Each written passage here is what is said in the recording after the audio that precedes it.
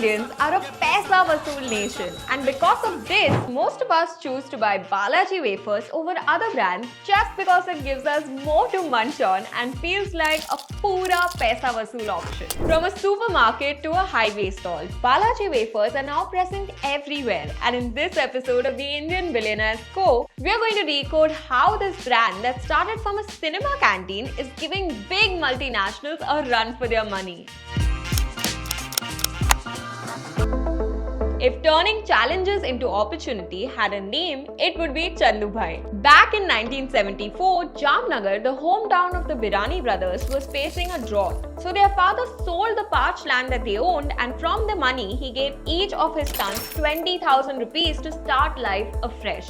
The Virani brothers, Chandubhai, Bhikubai and Kanubhai, were forced to migrate from their village in Jamnagar and come to Rajkot in search of a job. Agriculture was all that they knew, so the Virani brothers started a small venture in agricultural products and farm equipment in Rajkot. They got scammed and shut down this business too. Looking for new sources of employment, they ended up working in the canteen of Aston Cinemas. And this changed their life forever. At that point, Chandubhai's salary was only 90 rupees per month. Even after a failed business, he did not give up and then came up with the idea of making chips from his one-room home and selling it in the canteen. It got so popular that they started selling not just to the canteen but also to other suppliers and retailers. The quality and the taste was so good that the demand was outweighing the number of chips that they could physically make. Plus, now they were getting so popular, they had to maintain the same quality and texture each time for every single chip. So from frying chips manually and selling it fresh, they turned to packaged snacks. They needed to introduce automation to their process, but Chandubhai did not have the funds to invest in a standard potato stripping and cutting machine. This, however, did not deter him. He figured out how the machine worked and broke the machinery into multiple parts. And in just 5,000 rupees, he bought these parts, put it together and started making Balaji Way First. A true engineer, one would say. The first automated chips manufacturing facility, all of 1,000 square meters, was set up in a GIDC industrial estate in 1990. When he started making wafers, he didn't even imagine the tremendous success it would garner. Today, Balaji Wafers has over 51 varieties of chips and namkeen products. In spite of the initial success, Chandubhai was crystal clear that he would not step into multiple territories. The first priority was to rule the markets in Gujarat, Rajasthan, Maharashtra and Madhya Pradesh, and he worked to build this for over 4 decades. And only then he stepped out into the adjoining areas. What set Balaji Wafers apart was that they invested time in understanding the tastes of their market. They developed a strong grip over the taste of Indian consumers, and they simply offered more chips compared to a Lay's packet. For example, a 10 rupees pack of Lay's has around 13 grams of chips in it, while a 10 rupees pack of Balaji has about 20 grams of chips in it. And unlike its competitors, it doesn't believe in spending much on marketing and advertising. But it has a couple of ads trolling other companies with the line Balaji Wafers, क्योंकि इसमें है कम हवा, wafers ज़्यादा, flavors, वाह वाह. But is your chips packet really filled with air? It's not air, but nitrogen gas, and this is done to keep chips fresh. If it were filled with regular air, the chips would likely turn soggy and get spoiled. And in 1994, scientists found that exposing chips to nitrogen not only helped extend the shelf life, but also made them taste better. Hence, even your Balaji wafers will have a cushion of nitrogen gas in their chips packet. Rather than advertising and marketing, Balaji Wafers focuses a lot on distribution. This is the reason why they can offer more chips at the same price.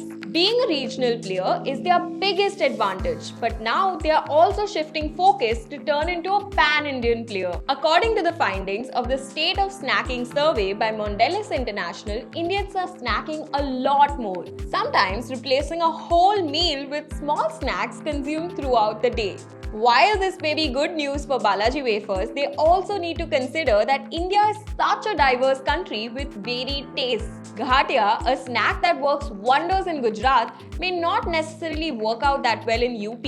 So Balaji needs to take different state preferences into account as they expand. They are already coming up with a new plant in Uttar Pradesh, and next they plan to enter Delhi NCR, the South and East India. Balaji Wafers was growing at such a rapid pace that even multinational giants like PepsiCo felt threatened by its presence. In 2013, PepsiCo India wanted to buy a major stake in Balaji Wafers. And when a friend suggested that it was good money and that Chandu Bhai should treat it like a daughter that's being given away, he refused and said that Balaji Wafers are like his family and that he doesn't sell family away. PepsiCo India eventually backed out of the race to buy a stake in Balaji Wafers because the Virani family restricted the stake sale to only 15 to 20%. Then again in 2020, the two companies faced off in court. PepsiCo India filed a design infringement suit alleging that Balaji Wafers brand of Rumble chips had a design that was eerily similar to that of Lay's Max chips. Okay, but why does the shape of the chip matter this much? According to Frito-Lay's, they invented this wave-like design of wafers and had it registered in 2012. The brand claims that they made some innovation by making deeper ridges and crusts throughout the surface. And the advocates argued that this particular design of the chips made it crunchier. The Bombay High Court ruled in favor of Lay's, and Balaji was restrained from making and selling its Rumbles brand. Even with this setback, the brand kept growing. Riding on an impressive growth rate of over 20% in the last few years, Balaji Wafers clocked a turnover of almost 2,400 crore in the fiscal year of 2020. Although the exact numbers aren't known, COVID saw massive growth for packaged food players as people kept stocking up on packet snacks and namkeens. One thing is for certain, that the company has enough money that it isn't even thinking about an IPO anytime soon. And with no long-term debt on its books, it can move rapidly towards its dream of becoming a pan-India player. But just like Haldiram's, Balaji Wafers is also a tight-knit family-run business. Chandu Bhai isn't very open about hiring professionals. Most of the leading positions are filled by family members or those personally groomed by Chandu Bhai. Will this serve as a hurdle in their growth? And what's next for Balaji Wafers? Snacks are helping them gain higher margins than wafers, so naturally they have increased their focus towards snacks. In terms of new products, they are focusing on wafer biscuits and some ethnic snacks. Indians today are heavily focused on their health. The second generation of the Virani family has already spotted this opportunity. A range of baked multigrain snacks are on the cards for the company. However, PepsiCo's Aliva and Parle Products Smart Chips fail to impress the customers. So Balaji's R&D team is trying very hard to come up with a product that's healthy yet tasty. They have also ventured into the instant noodles and peanut bars market. But will these new products work for Balaji Wafers? Would you buy those kinds of snacks from them? Tell us in the comments. And while you're at it, don't forget to like, share and subscribe to Mashable India for more.